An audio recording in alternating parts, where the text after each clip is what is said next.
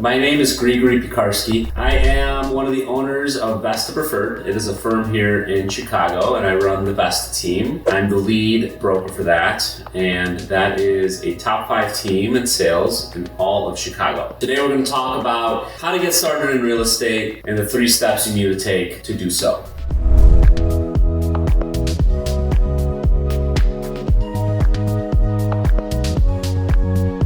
First, getting licensed. Can't do real estate if you don't have a license. Look up for your local association. Here in Chicago, it's called the Chicago Association of Realtors.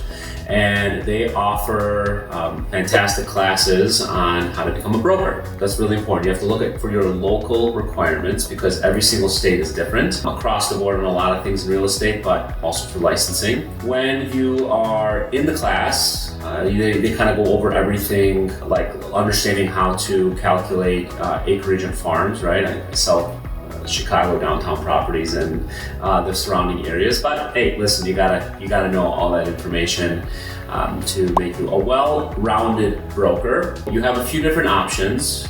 You can do self-study and you can do in-person. There's also a combination of the two. Now, one thing to know, the term realtor, right? So a realtor is a trademark of the National Association of Realtors, and you have to become a member of that association. Now, when you become a member of that, you also have to become a member of your state, and then you have to become a member of your local association as well. There are people that practice real estate that are not realtors, but I would highly recommend becoming a member because you get a lot of benefits. You get into a really, really good network of people that you can network with and get invited to events and just kind of stay in the know, which at the end of the day is really, really important, especially as you're looking to build up your business. The cost, somewhere between, at least I'm using Chicago as an example, somewhere between $1,000 and $1,500 to get started. So that's step 1. You want to get licensed. That's the most important thing. Before you do anything else, you have to get licensed. The second point, where you should hang your license. Now, this is coming from personal past experience. I didn't know any of this when I was starting. Real estate in general, not a great industry when it comes to knowing a really good pathway or somebody telling you exactly what you need to do. Because really, it's not easy. It's not really easy to know what and where you should be focusing in on. It's this incredible industry where it gives you as much as you put into it, gives you back as much as you put into it, but you need to know where specifically you want to specialize in. And I get it. There's a lot of people that get into it, that really have a lot of friends that either are asked them about real estate or they really enjoy looking online, they find a passion for that. That's great. But you really have to know what your ultimate end goal is, what you want to build towards, so that you can align yourself with the right place, with the right brokerage, with the right team. Do you want to do individual sales? Do you want to partner with somebody? Do you like it at let's call it a shop that doesn't really offer you anything but might offer you a better split, right? Those are the kind of questions that you have to ask yourself before you start looking. Now, there's a lot of options, especially in a city like Chicago, tons of brokerages, big, small, medium, different types of cultures, different types of resources being offered. What kind of support that you want? First off, I researched the top brokers. Who's doing the most business? And I wanted to sell residential real estate in the city. Okay, great. Who does that the best in the city? Boom, boom, boom, boom. Take a look at it. Not just at who it is, but also which firm they're with, and just go there. See what they offer you. Things like leads, things like the CRM, the customer relationship management tool. What kind of mentorship and training do they offer?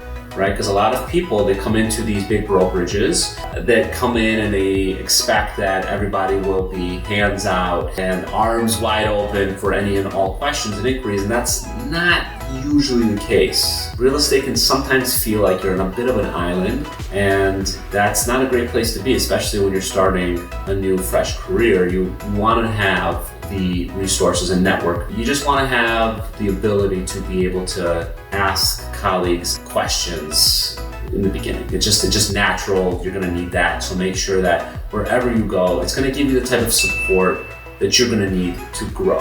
We like camaraderie and we like good environments, healthy working environments. So make sure that you're not just asking about what commission you're going to pay me, but what and how are you going to support me as a whole when I'm looking at my career. If you're great at what you do, the money will come. But you have to understand what kind of resources are being given to you, right? The number 3 thing that I wanted to talk about, which is really important, is just expectations of your first, let's call it 1 to 2 years in this business. First off, what kind of financial runway do you have to give yourself to be able to truly succeed? I talk about this all the time. A lot of people get into real estate. $1 Million Listing is a hot show, right? It's fun, it's great. HGTV has done a really, really good job glamorizing our business when it only shows, let's call it the top 3%, the sexiest part of our business, when 97% is just not that sexy, and it's so much grind and it's so much hard work, and all these other, talk to any other broker out there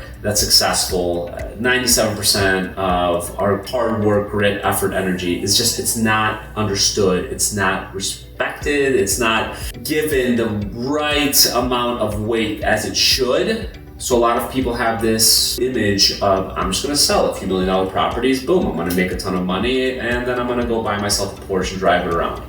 It's not how it's gonna work. For the most part, you're not gonna get paid for the first 6 to 9 months of when you're gonna get started. Why is that? Well, first off, remember that real estate, for the most part, if you're on average, getting into it like anybody else, it's a full commission job, right? So it's great in the sense that you can make a lot of money, right? But it's also not great in the sense of that you can also make not any money. So when you're starting out, let's call the first 1 to 3 months, all that you're doing is you are letting everybody that you know that you are a broker, that you do real estate now, that you can help them buy, you can help them sell, you can help them maybe rent, right? It's gonna take some time, right? It's gonna take a long time for people to, first off, remember that you can help them. You gotta get lucky, because it's gotta be somebody that's actually looking in the moment, because a lot of people don't think about real estate until they have to. So it's gonna take about a 3 to 4 month maybe stretch if you're doing it diligently. If you're calling